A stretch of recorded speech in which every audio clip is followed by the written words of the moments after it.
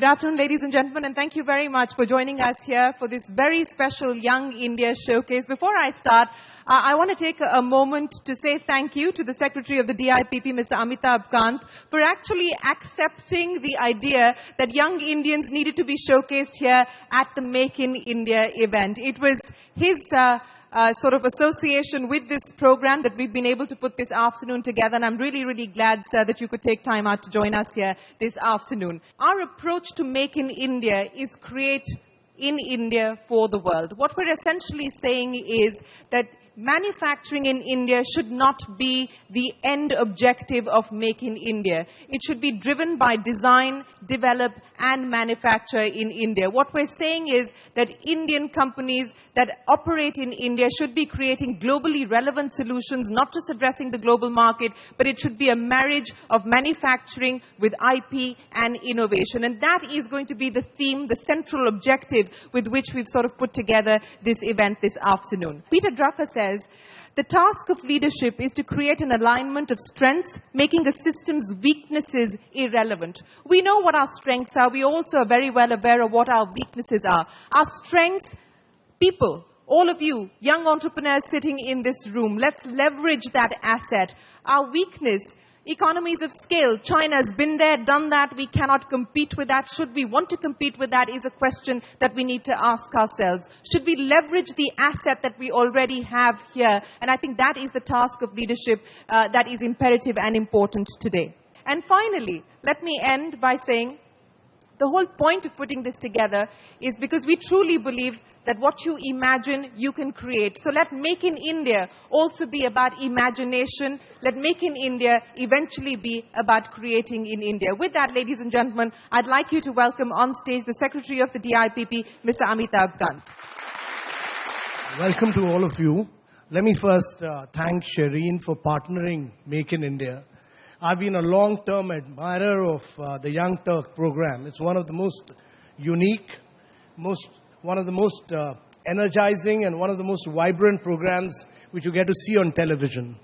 And as has been rightly said, if India is to become a great manufacturing nation, India must invent, India must innovate, India must design, and essentially, that is, India must create.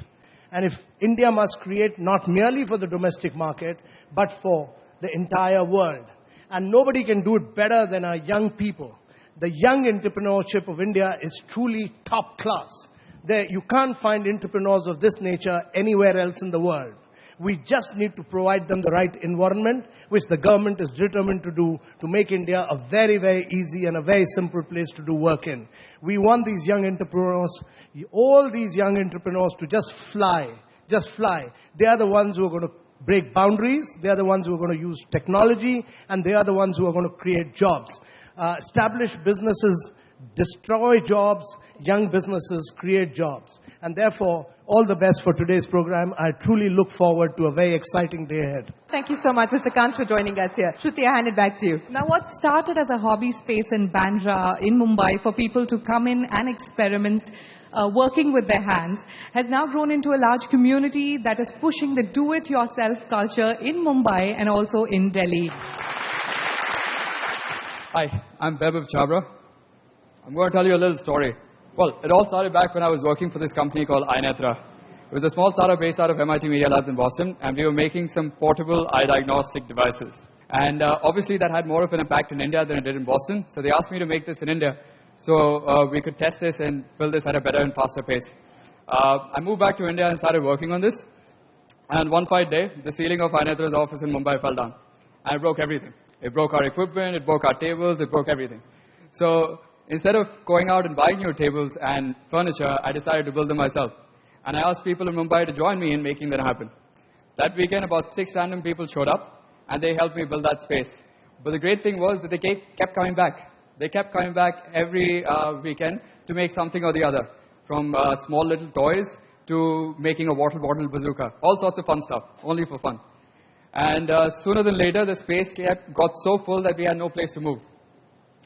And we had to get our own space. So we got this tiny garage in Bandra to allow more people to have access to the space. Around that time, India School of Design and Innovation reached out to us and they asked us that, hey, would you like to move over here because we're doing something interesting, and so are you, so why don't we do it together?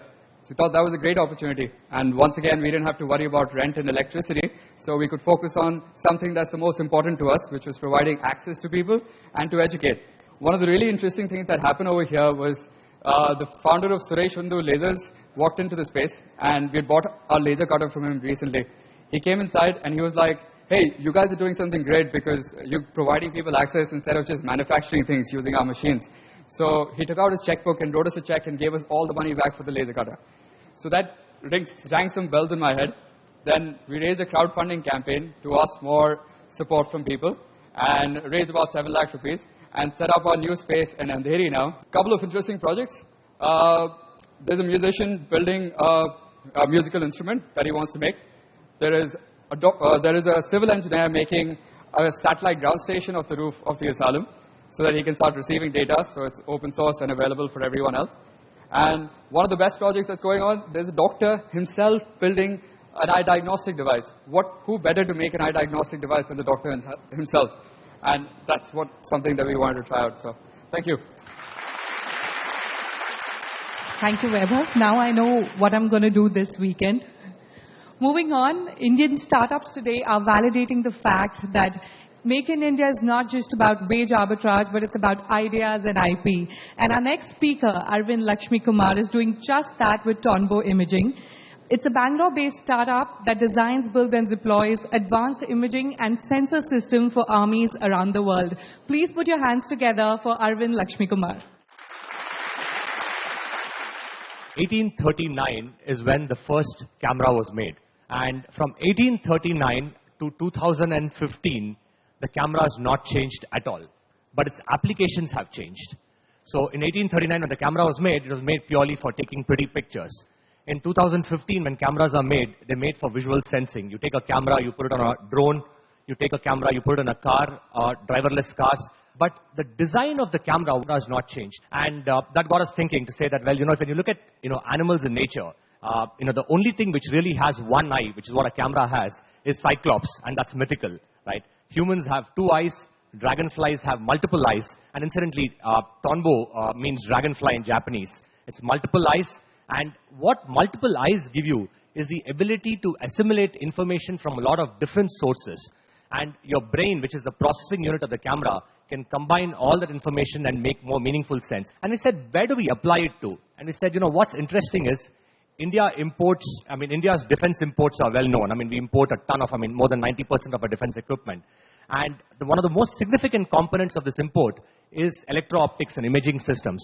So we said, well, why don't we apply this to building better electro-optics imaging systems? And that was the thesis of our business. The question is, you build an electro-optics system or a company which comes to build electro-optics. You're competing with Raytheon, you're competing with Lockheed, you're competing with a lot of different people. So you've got to design it differently. If you're vertically integrated like them, you say, look, let's invest in building large manufacturing places. Let's set up assembly, plants. We said, that's not going to really work for us. So what we did is we raised a lot of money, but we took all that money and invested in people. We said, look, the whole thesis about Make in India or manufacturing in India is not really about manufacturing per se or production. It's about design, owning the technology, control the supply chain. Manufacturing, with due respect to all the manufacturing people, is value add with low margins, right? You really want to build a country, want to build business, control the supply chain, own the design. And that's what Tonbo does. We are about 60 people. We have a market cap of $250 million. We've been about 5 years in business, and we sell to about 25 countries around the world. Thank you.